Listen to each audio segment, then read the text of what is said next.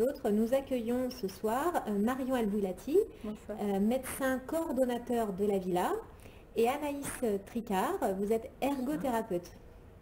Alors sachez que ce Facebook Live restera en ligne sur notre page Facebook, à l'instar de tous nos autres lives, et vous pouvez les retrouver dans notre rubrique vidéo. Alors avant de vous poser les premières questions de nos internautes, on va essayer de rappeler vos missions à chacune, donc vous en tant que médecin coordonnateur et vous en tant qu'ergothérapeute. Alors qui se lance? J'y vais.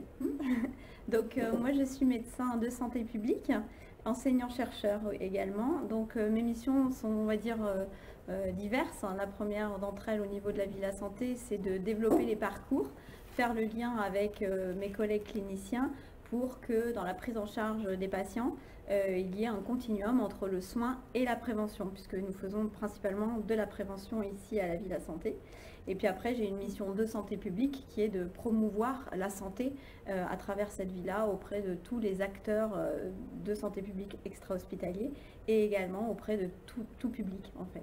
Après, j'ai des missions d'enseignement et de recherche, puisque j'ai fait ma recherche sur le développement des aptitudes individuelles, c'est-à-dire l'éducation des personnes pour favoriser leur santé. Très bien. Et ergothérapeute? Alors du coup, moi je suis ergothérapeute, qui est une profession qui fait le lien entre l'activité, la santé et puis l'environnement du patient, donc la personne dans son environnement avec ses activités de la vie quotidienne. Voilà, tout simplement. Très bien, merci. Alors, est-ce qu'on peut repréciser très rapidement la villa, qu'est-ce que c'est que cette villa, combien de personnes est-ce que vous avez accueillies depuis son inauguration en novembre 2018, si je me souviens bien. Voilà, revenir très, très brièvement sur son histoire. Alors la villa, c'est une plateforme de promotion de la santé unique en France, c'est-à-dire que c'est la seule à ce jour existant dans un hôpital qui vise à promouvoir la santé, c'est-à-dire créer de la santé, faire en sorte que quand on est malade, on essaie de l'être un peu moins ou de vivre avec cette maladie, ou quand on n'est pas malade, essayer de bien vivre avec un certain nombre d'activités qui sont des activités d'éducation en santé, que ce soit l'éducation pour la santé, donc pour tout public, ou l'éducation thérapeutique du patient, donc plutôt pour les patients atteints de maladies chroniques. Et depuis, vous avez quelques chiffres sur l'ouverture? Depuis l'ouverture, oui. Oui, alors donc nous avons ouvert à peu près effectivement fin novembre, début décembre 2018, oui. Et c'est vrai que depuis on a reçu plus de 10 000 personnes depuis un an, à la fois dans nos activités éducatives qu'on va, j'imagine, détailler, et à la fois au centre de santé sexuelle qui est hébergé dans cette villa. Donc c'est au-delà de nos espérances. Très bien. Alors on va commencer par la toute première question qui nous a été posée. La voici. À qui sont ouverts les ateliers?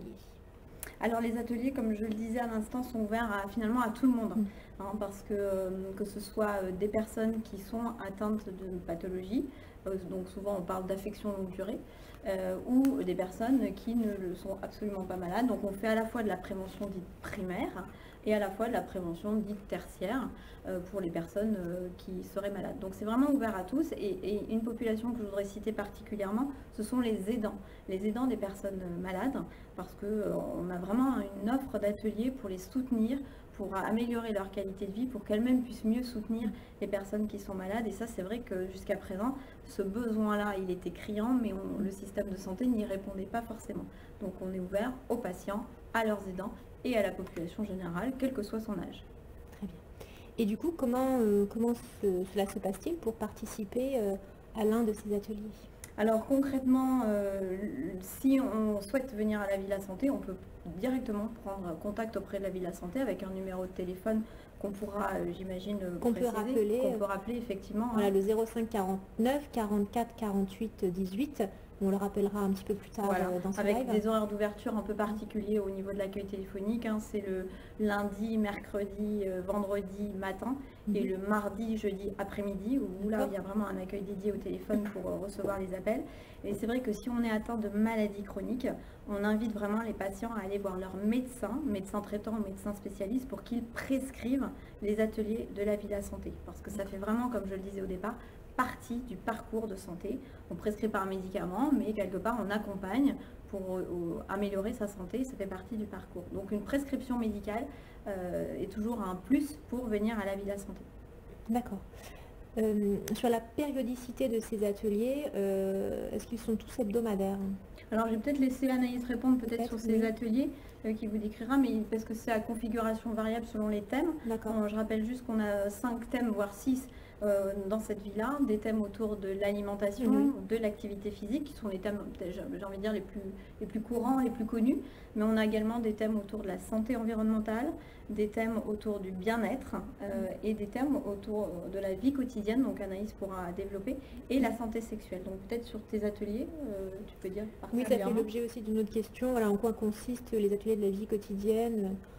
Alors, en ce qui concerne la périodicité, en tout cas, on essaye d'adapter à la demande au maximum ce qu'on peut proposer aux personnes. Donc si on voit que ça fonctionne bien, on essaie de le proposer plus souvent. Si on voit qu'il fonctionne un peu moins bien, plutôt une fois par mois. Donc ça, on essaye au maximum de s'adapter. En ce qui concerne les ateliers que j'en propose de plus en plus. Le principal que je propose est autour du bien vieillir, donc avec des ateliers bien vieillir, prévention des chutes, relevé de sol. En gros, comment bien vieillir et comment adapter son vieillissement à sa vie quotidienne. Également des ateliers, donc la vie quotidienne c'est très vaste, donc on peut sous-entendre qu'il y a un paquet d'ateliers qu'on essaye d'adapter au moment du bilan. Quand on fait le bilan, on essaye de proposer des ateliers qui soient adaptés aux personnes. Si on voit qu'il y a un besoin, par exemple, autour de l'activité de vie quotidienne, cuisine, on peut se mettre en lien avec la diététicienne, puisqu'on propose un atelier co-animé qui est un atelier cuisine, où moi je vais plutôt, par exemple, regarder les postures, l'adaptation de l'activité dans la vie quotidienne, et où la diététicienne l'adaptera plutôt autour de l'alimentation. Je propose aussi des ateliers autour de la couture pour favoriser les habiletés psychosociales et puis également les habiletés physiques, les manipulations, le groupe, les échanges dans le groupe et le lien social. Tous mes ateliers, il faut le préciser, tous mes ateliers sont des ateliers de groupe et la plupart des ateliers qu'on propose à la Villa Santé sont des ateliers de groupe. Ce sont des ateliers collectifs. Oui. D'accord. Justement, ça fait écho à une question que l'on a reçue. Combien il y a de personnes à peu près dans un atelier? Plus ou moins. Alors, encore une fois, on l'adapte en fonction de l'atelier. On va dire au minimum 4 personnes et au maximum une douzaine. Très bien. Cette notion de collectif est très importante, c'est vraiment au cœur de la plateforme, de sa philosophie, parce que comme l'a dit Anaïs, l'idée c'est vraiment de créer du lien social, qui est un élément fort dans la santé. Les amis, les collègues, la famille sont des éléments importants, donc c'est créer cette alliance entre les patients qui peuvent s'échanger aussi des trucs et astuces du quotidien. Ça fonctionne très très bien, parce qu'on se rend compte que beaucoup de personnes sont isolées, donc quelque part ici elle recrée du lien social. Et puis après, on le verra tout à l'heure, mais on développe aussi beaucoup l'expérience. C'est-à-dire qu'on travaille des ateliers autour du savoir-faire, de l'expérience, à travers l'outil magnifique qu'on a, puisqu'on a une vraie maison. Alors, on parle des adultes. Les enfants sont-ils concernés par cette villa? Oui, tout à fait. Comme je le disais, tout âge. Des enfants peuvent venir soit pour s'informer sur un thème en santé sexuelle, alors c'est plutôt pour les adolescents, parce qu'on va développer un certain nombre d'ateliers autour de la santé sexuelle où les adolescents peuvent venir poser des questions, discuter, découvrir des choses. Alors sans leurs parents, oui, bien sûr, de préférence, évidemment avec l'autorisation des parents, mais sans leurs parents, puisque c'est vraiment entre eux que la connivence se fait. Et puis après, sur le champ de la maladie, on a évidemment des petits patients qui sont atteints de maladies chroniques et on les suit à la fois dans les services avec nos infirmières qui sont dans les services cliniques, qui font les bilans éducatifs dont parlait Anaïs, et qui proposent des ateliers de groupe. Donc dans l'espace où nous sommes là, nous avons accueilli récemment un groupe d'enfants asthmatiques, un groupe d'enfants diabétiques. Enfin voilà, on essaie de développer des ateliers collectifs parce qu'il n'y a rien de mieux qu'un patient qui parle à un autre patient sur son vécu. C'est eux les experts, c'est pas nous. Et puis les enfants ont encore moins de filtres que les adultes. Donc sur le vécu de la maladie, on a des échanges entre enfants qui sont extraordinaires et qui permettent de faire avancer sur la prise en compte de sa pathologie au quotidien, ce qui est vraiment très intéressant.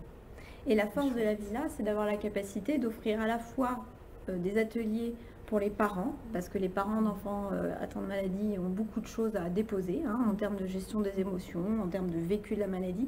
Donc on a des activités autour, avec des groupes de parole animés par notre psychologue justement pour accueillir ces émotions et ce vécu. Et en parallèle, les enfants peuvent, avec des outils pédagogiques plus ludiques, apprendre à découvrir leur maladie, leur traitement, et puis échanger sur leur estime d'eux-mêmes aussi, ce qui est un élément hyper important pour prendre en charge sa santé. Exactement. Bien vu cette pathologie. Et alors du coup, quand on n'est pas malade, est-ce que l'on peut se faire prescrire des ateliers ? Oui, bien sûr. La Villa Santé, c'est un nouvel outil du système de santé, du système de soins même, j'ai envie de dire. Oui. Donc l'idée, c'est de prévenir les maladies et d'aller un peu plus loin. C'est-à-dire que l'idée, c'est pas d'éviter le risque. L'idée, c'est de réfléchir à comment générer sa santé. Donc plus on le fait tôt, dans le cursus des uns et des autres, mieux c'est.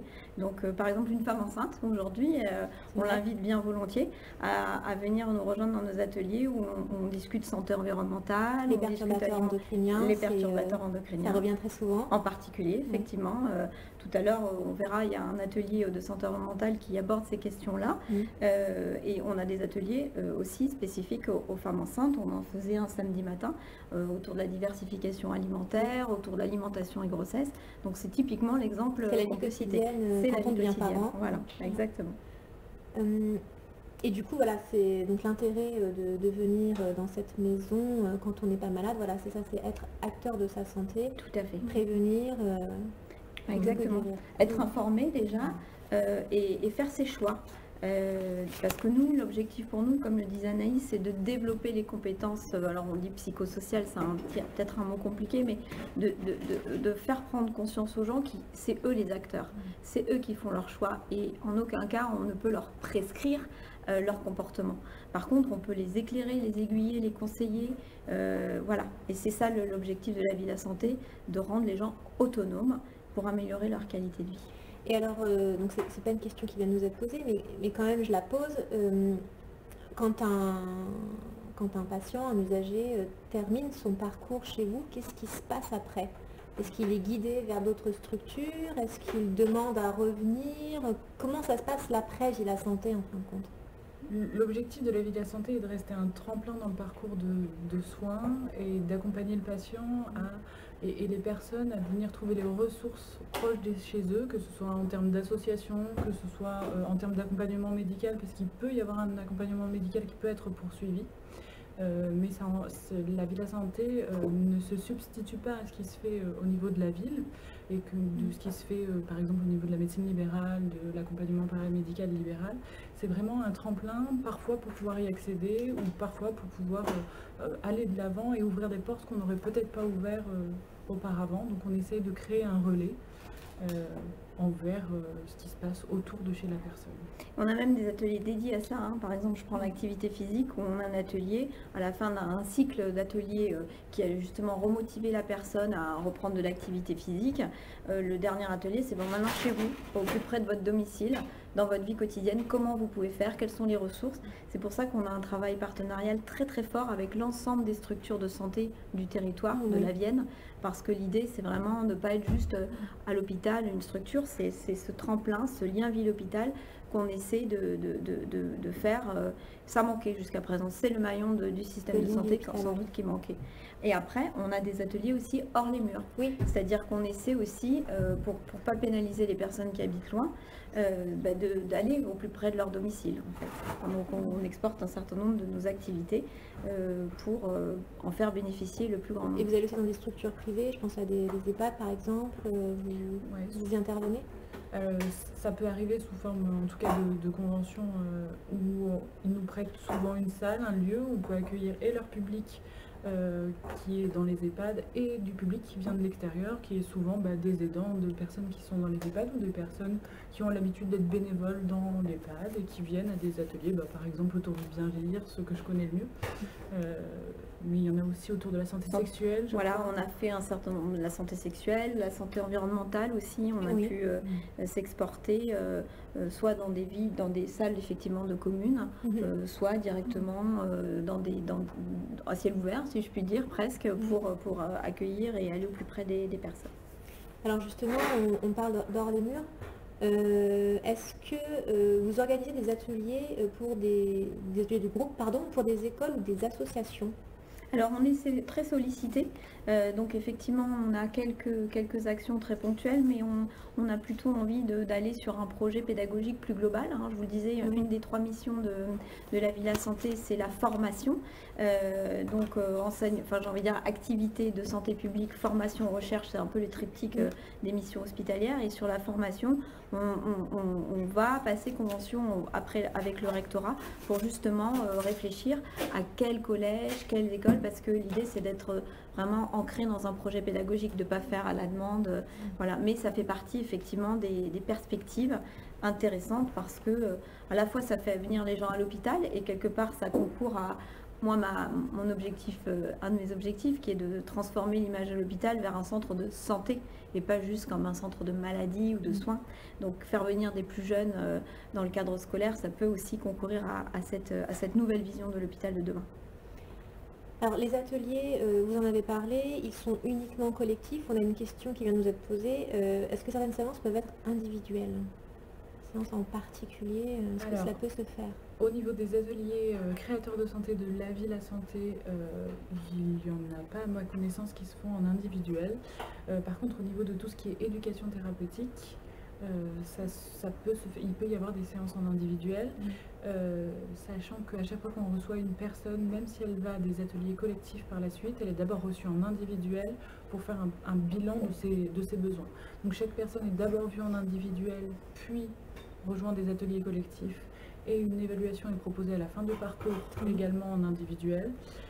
À ma connaissance, il n'y en a pas sinon en individuel au sein de la Villa Santé. Oui, vous privilégiez le collectif. Oui, pour la raison que j'ai évoquée. Voilà, le lien social. Oui. Vous privilégiez le lien social, très bien. La Villa Santé, est-ce que pour y accéder, il y a une forme d'abonnement? Comment ça se passe? Est-ce qu'il y a des aides pour le paiement des ateliers? Alors, parler pratico-pratique? Oui, pratico-pratique, vous avez raison. Pour les personnes qui sont donc en affection longue durée, reconnues avec une attestation, etc., l'ensemble des ateliers sont gratuits. Donc déjà, ça c'est une première chance que l'on a. Voilà. Et pour les autres personnes, effectivement, il y a un abonnement, une contribution financière, hein, puisque c'est vraiment une petite part du coût réel de l'atelier qui dépend effectivement du statut des personnes. Donc on a la possibilité d'avoir des tarifs réduits selon le statut étudiant, personne en situation de chômage, etc. Donc là, il ne faut vraiment pas hésiter quand on sollicite la Villa Santé, qu'on prend rendez-vous, à bien faire valoir ses droits et son statut pour qu'on adapte au mieux les situations. Donc là, ce sont des situations à voir avec les personnes au cas par cas. Du secrétariat à la Villa Santé. Exactement. On a une structure qui est effectivement conséquente, hein, puisqu'on a plus de 70 ateliers créateurs de santé différents, on est une trentaine dans l'équipe, donc on a 700 mètres carrés qu'on va découvrir ensemble, donc c'est quand même une grosse plateforme, une grosse activité, mais notre leitmotiv c'est répondre aux besoins des personnes, faire effectivement de l'éducation en santé, mais toujours de manière très personnalisée.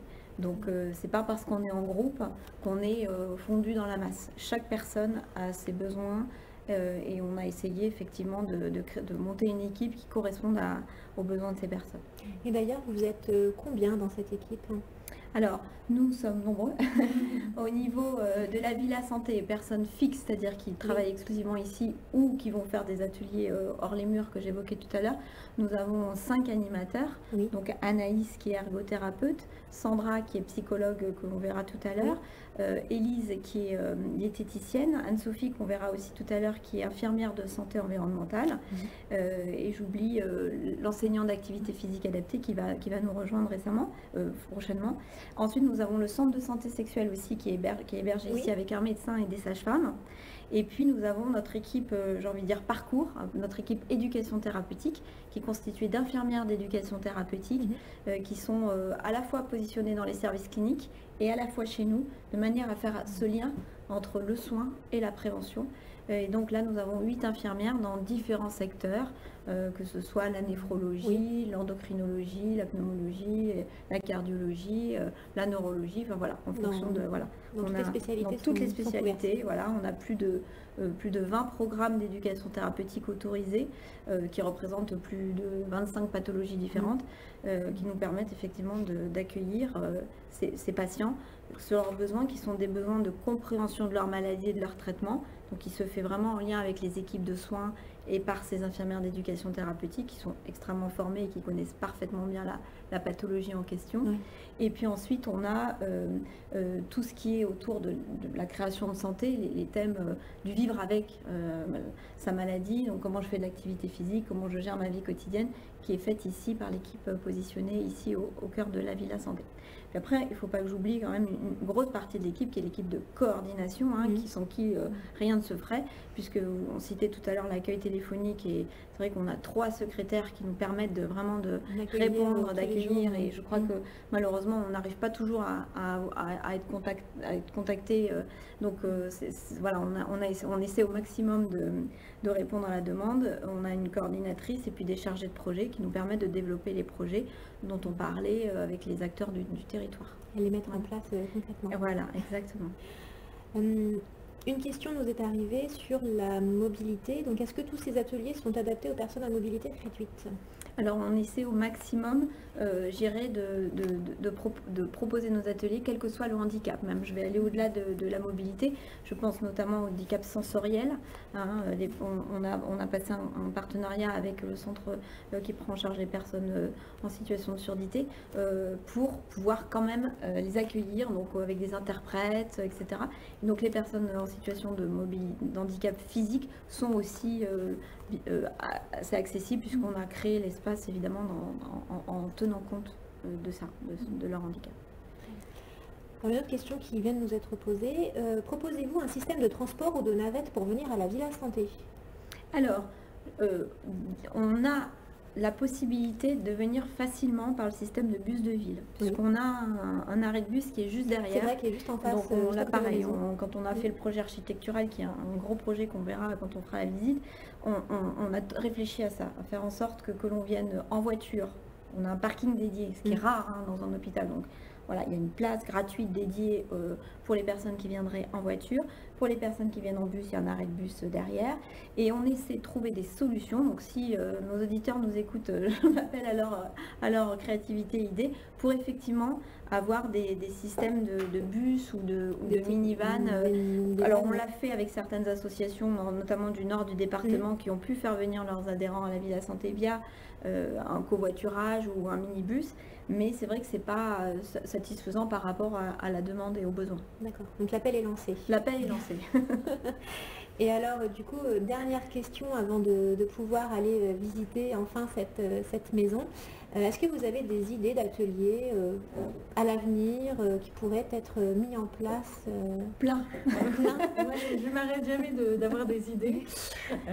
Là, en ce moment, on réfléchit à un atelier qui nous permettrait de trouver tout ce qui pourrait être proposé aux personnes en dehors de la Villa Santé concernant le lien social pour pouvoir mettre en relation plus facilement les personnes qui viennent à la Villa Santé avec les associations de terrain. Donc on réfléchit un petit peu à cet atelier qu'on aimerait mettre en place avec la participation de quasiment toutes les personnes qui travaillent à la Villa Santé sont intéressées pour essayer de participer à cet atelier et de le créer et de le mettre en œuvre. Donc oui, des idées d'atelier, on en a à peu près tous les jours. Vous n'en manquez pas. Non.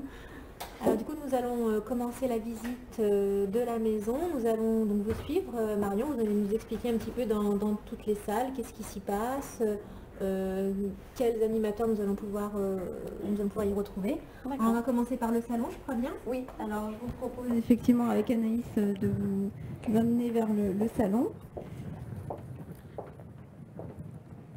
Voilà.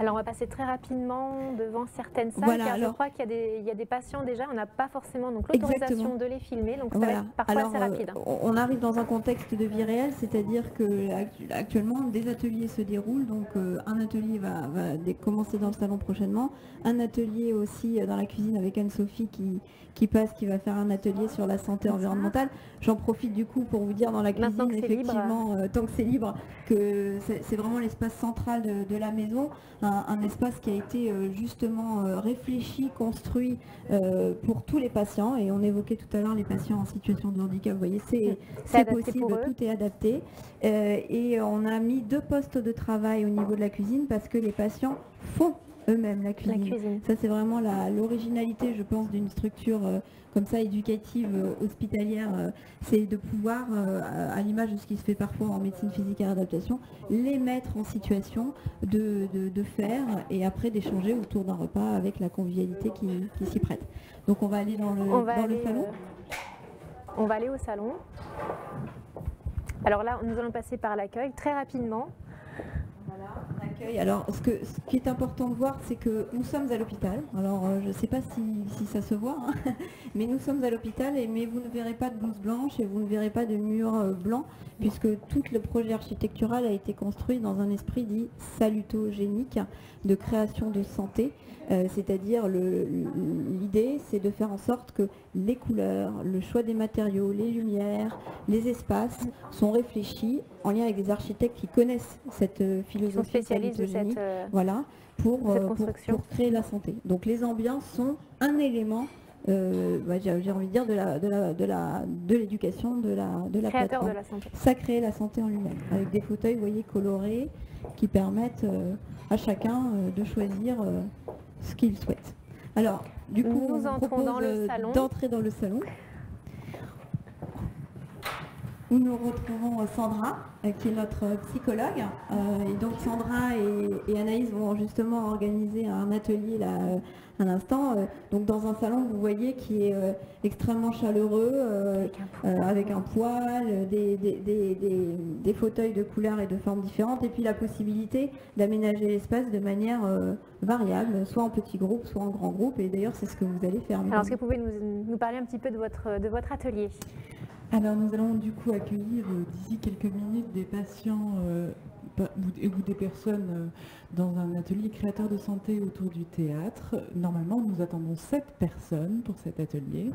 Pour ma partie, c'est un atelier où en tout cas, j'attends des patients qui sortent un petit peu de leur vie quotidienne et qui nous montrent d'autres choses de leur personnalité. À travers de l'expression corporelle, beaucoup, puisqu'on fait beaucoup d'improvisation. C'est un atelier très convivial où souvent on entend rire cet atelier dans toutes les pièces de la maison.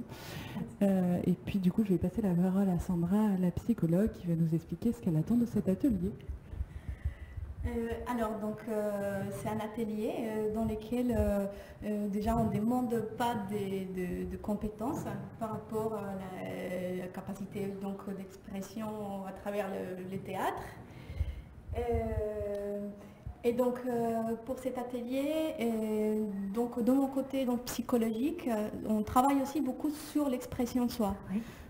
C'est un atelier déjà dans lequel, à travers le théâtre, donc c'est plutôt de l'improvisation, on va demander aux personnes, donc que ce soit des patients ou des personnes de la ville, on va leur demander de travailler tout ce qui est l'affirmation de soi, à travers des jeux de rôle, des mises en situation, donc comme Anaïs l'a dit, aussi avec beaucoup d'humour. On travaille aussi beaucoup avec toutes ces choses, tout ce qui fait partie donc, du corps, de l'expression de soi, pour faciliter du coup l'expression des patients. Très bien. Voilà. Et dans le salon, il y a d'autres ateliers, d'autres rencontres avec des associations, des usagers. Est-ce que vous pouvez un petit peu nous décrire ce qui se passe dans ce salon? Oui, effectivement, dans ce salon, c'est l'espace aussi, comme chez soi en fait, convivial, où on peut recevoir un grand nombre de personnes. Et donc dans ce salon, on reçoit des partenaires et également parmi les partenaires, nos patients qui nous aident à organiser les parcours, à transformer un peu l'offre l'offre Villa Santé de manière générale, parce qu'on repart toujours de leurs besoins. Donc effectivement, on a eu organisé des cafés, des associations ici en lien avec notre direction.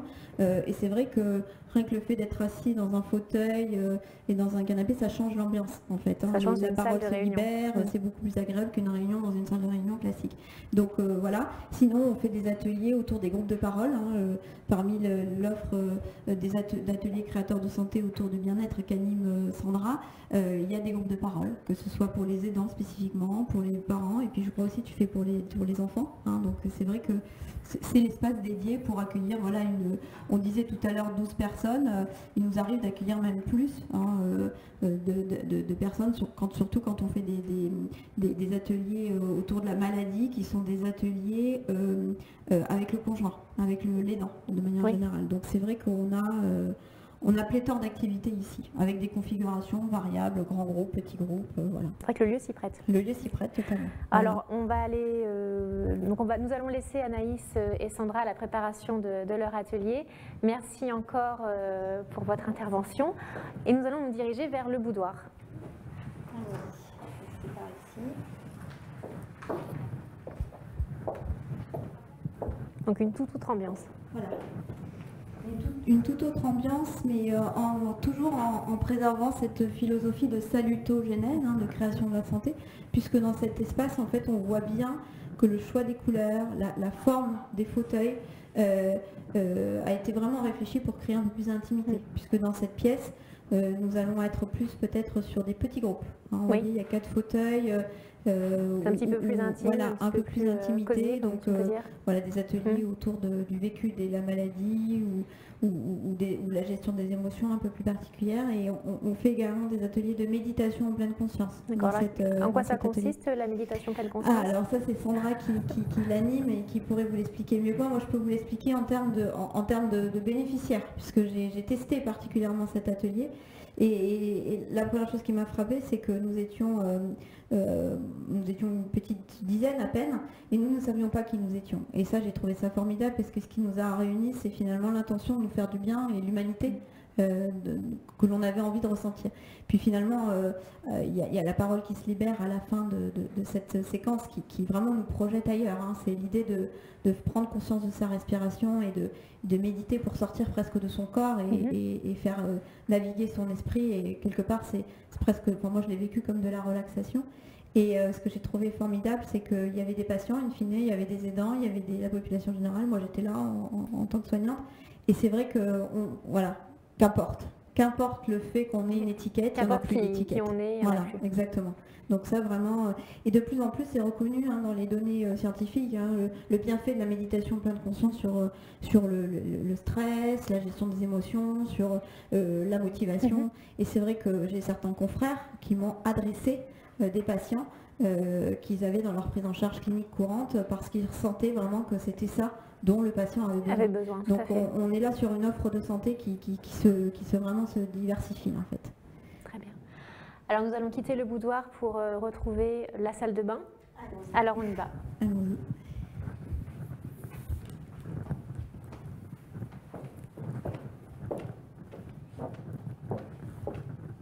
Donc là, effectivement, c'est plus, on va dire, la partie nuit de la villa, à l'image d'une maison, où nous avons effectivement souhaité qu'il y ait une salle de bain, pour différentes raisons. Parce que c'est un lieu où se passe beaucoup de choses en fait dans la vie quotidienne. D'abord peut-être pour les personnes qui sont en situation de handicap ou qui sont en situation de difficulté dans leur vie quotidienne, les gestes quotidiens, on a positionné une baignoire et une douche qui sont factices en fait, mais qui permettent à Anaïs, notamment notre ergothérapeute que vous avez vu, et bien de faire des ateliers, de mettre en situation la prévention des chutes notamment effectivement. Et il ne s'agit pas juste de donner des conseils, il s'agit vraiment au maximum de faire les personnes. De pratiquer. De pratiquer, exactement. Après, on a d'autres thèmes qui nous font penser, le thème de santé dans cette villa, dans cette pièce, pardon, c'est tout ce qui est autour de la relaxation, les massages. Oui, on voit une table de massage, ça, ce sont des choses qu'on veut développer. Vous me posiez la question de nos idées. Les futurs ateliers. J'ai plein d'idées sur effectivement l'aromathérapie, la relaxation, les massages. Là, il y a pareil des données scientifiques commence à montrer l'impact dans certaines pathologies et de manière générale sur tout le monde des bienfaits de ces techniques. Donc on veut vraiment aussi développer ça.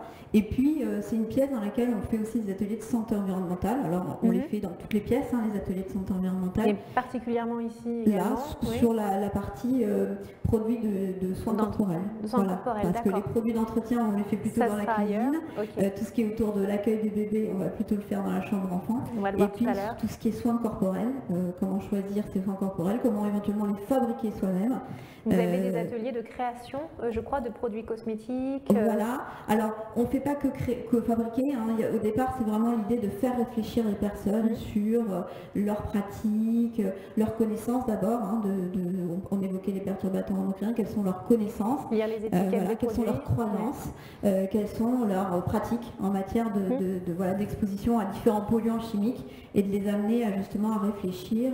Et parmi les solutions alternatives, c'est effectivement la fabrication. Donc on donne des petites recettes. Plus loin, en fait, après la réflexion, la mise en pratique. Exactement. Très bien. Alors, après la salle de bain, nous allons diriger vers la chambre qui se situe juste derrière nous. Voilà. Exactement. Alors dans la chambre, c'est ici que l'on accueille les personnes qui souhaiteraient venir au centre de santé sexuelle que j'évoquais tout à l'heure, qui s'appelle aussi le CGID, le Centre gratuit d'information, de dépistage et de diagnostic des infections sexuellement transmissibles. Voilà, c'est un mot un peu long. Sommairement raccourci en CGID. Exactement. Et par une porte confidentielle, parce que souvent ce sont des sujets un peu délicats, les personnes sont accueillies par notre médecin et nos sages-femmes ici pour la consultation. Anonyme la consultation. C'est anonyme, oui. Tout à fait, et gratuit. C'est anonyme si on le souhaite. Hein. On n'est pas obligatoirement anonyme. Si on le souhaite, on peut faire en sorte que ce soit anonyme, et c'est surtout gratuit. Voilà. Très important. Et donc là, vous voyez, on n'a pas de blouse blanche. On est reçu dans une pièce qui est plutôt sympathique et agréable. Et puis ensuite, s'il y a besoin de prélèvement pour faire du dépistage, on passe dans une pièce à côté. Qui est fermée. Voilà, qui est fermée, qui est une pièce vraiment médicale au sens strict. Donc on va pas y aller, mais dans laquelle on fait les prélèvements à côté. Et puis ici, nous avons un lit, parce qu'un des projets que vous évoquez, c'est de travailler sur le sommeil. C'est même quelque chose qu'on développe actuellement, parce que je crois que vous avez d'ailleurs un Facebook Live qui va sur le sujet très prochainement. Sur cette thématique. Voilà, parce qu'effectivement, c'est comment trouver des astuces non médicamenteuses, toujours pour favoriser son sommeil, qui est un élément fort de sa qualité de vie, bien entendu. Tout à fait. On va passer à la chambre de l'enfant, qui se situe juste à côté.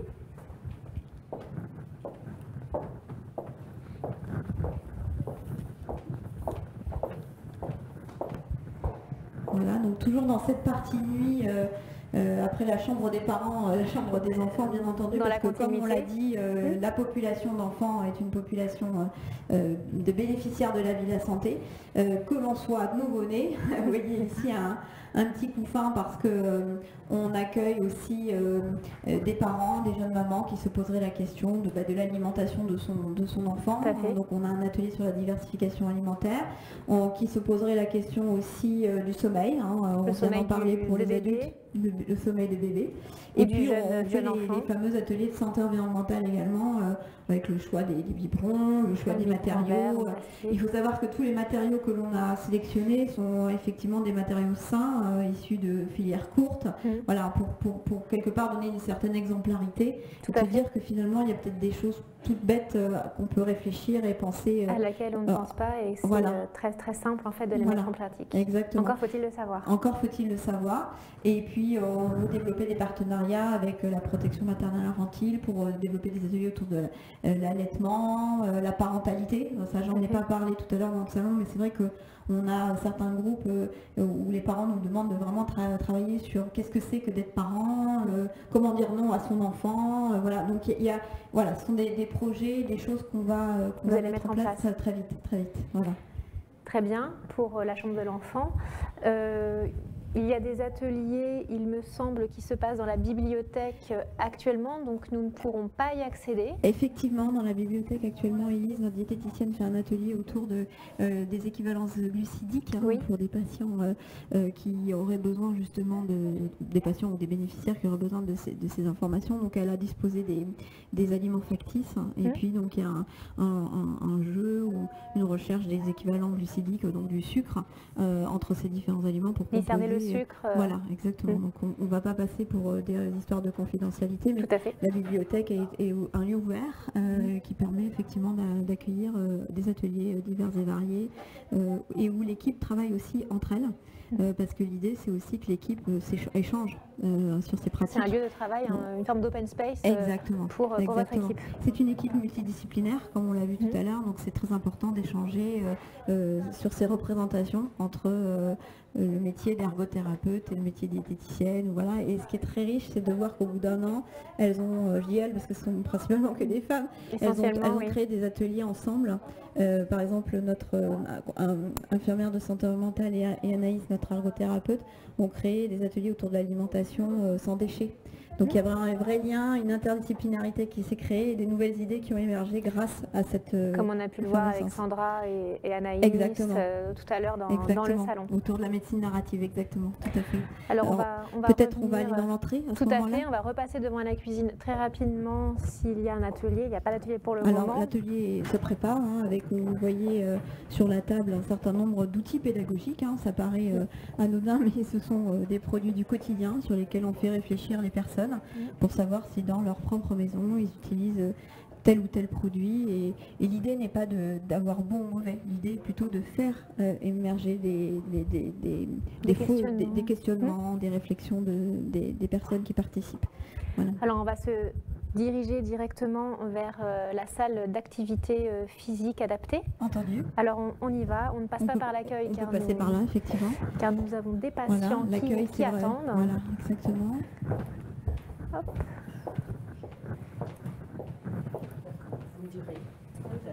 Vous voyez une de nos secrétaires qui répond, qui accueille et qui répond aux personnes qui souhaiteraient prendre rendez-vous. Et puis donc cette salle de jeu, on l'a baptisée comme ça, c'est une grande pièce de la maison également, dans laquelle nous faisons les activités physiques adaptées. Donc le relevé de sol, par exemple, en fait partie. Exactement.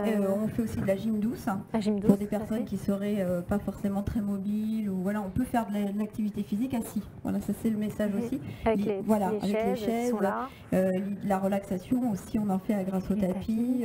Les ballons sont des outils, et puis on utilise aussi l'ensemble du site de l'hôpital avec ses parcs et jardins. Et alors il y a un parcours de randonnée justement qui vient d'être balisé. Tout à fait. La semaine dernière, où c'est très nouveau. Oui, tout à fait. Et donc on va se servir de cette nouveauté effectivement pour faire de la marche nordique ou de la marche active. Enfin, on a un panel d'activités autour de l'activité physique adaptée.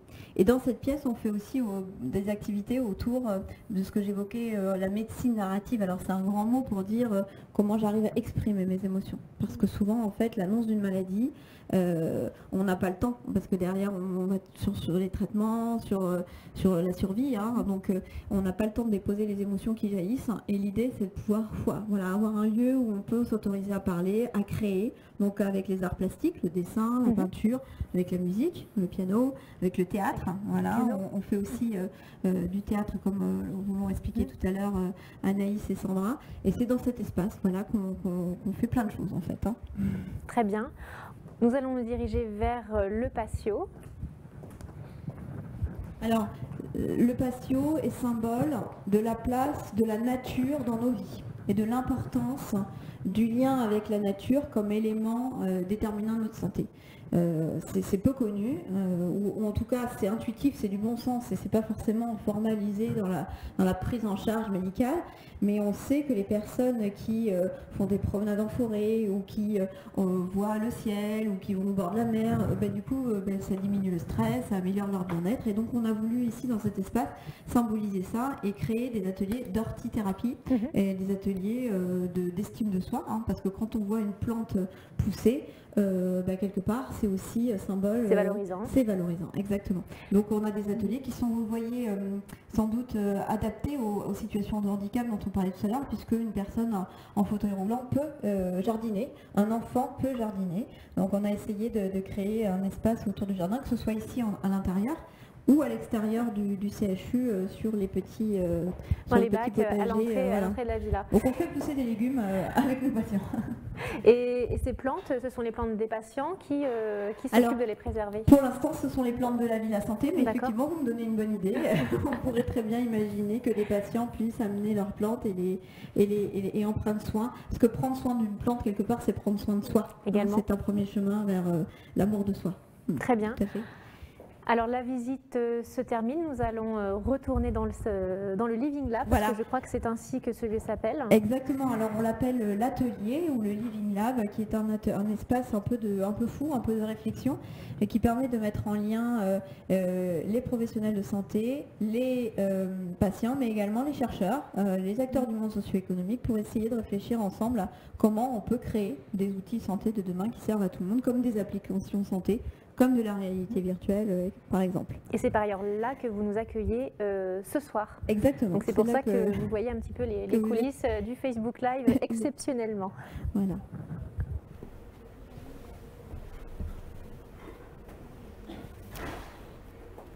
Alors ce Facebook Live donc, va se terminer. On peut rappeler très rapidement donc, le numéro de téléphone sur lequel on peut vous joindre. Donc c'est le 05 49 44 48 18.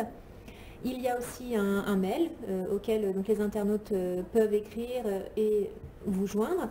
Donc c'est tout attaché Villa Santé, donc VIELASANTE, @chu-poitiers.fr. Toutes les informations liées donc à la Villa Santé et aux ateliers sont en ligne sur notre site internet, donc www.chu-poitiers.fr. Bien sûr, si nos internautes ont d'autres questions, ils peuvent les poser, nous vous les transmettons et vous pourrez y apporter une réponse. Bien entendu, bien entendu. Alors, on parlait du sommeil tout à l'heure dans la chambre. Alors, c'est justement le sujet de notre futur Facebook Live, donc le 11 février prochain à 18h30 avec le professeur Xavier Drouot, responsable du Centre du sommeil au CHU de Poitiers. La thématique, c'est comment bien dormir sans médicaments. Parfait. Voilà, en tout cas, merci à vous, docteur. Merci pour votre intervention et merci pour votre accueil dans cette belle maison. Merci, à bientôt. À bientôt. Ah ouais.